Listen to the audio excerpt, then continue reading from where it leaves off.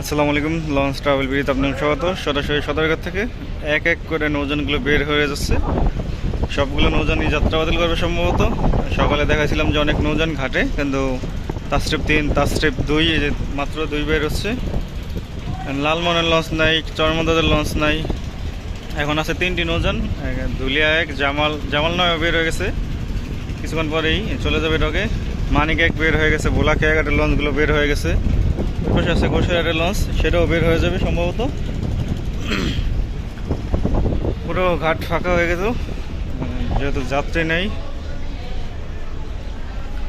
তাছাড়া সবগুলো গেট লাগানো আছে। যেই দেখে যে পরিস্থিতি, এখানে কোনো যাত্রী আসার কোনো সম্ভাবনাই নেই। তাস্ট্রিপ 2-এ 30-40 জনের মতো যাত্রী ছিল, সবগুলো নামিয়ে দেওয়া হয়েছে। তাস্ট্রিপ 2-এ সব যাত্রী। সুরভি 8-এ দেওয়া হয়েছে, বলছে যে সুরভি 8-এ যেতে। সুরভি 8 প্লেস আছে, 2টাই ছেড়ে যাবে সম্ভবত।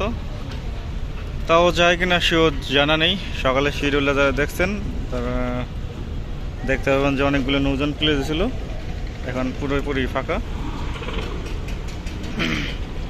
ধুলিয়া 1-ও ব্যাকআপ দিবে, এখন ইঞ্জিন স্টার্ট দিছে। ধুলিয়া 1-ও চলে যাবে,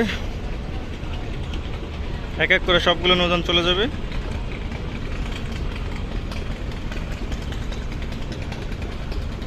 তো ভিডিওটি এই পর্যন্তই। এতক্ষণ সাথে থাকার জন্য অসংখ্য ধন্যবাদ।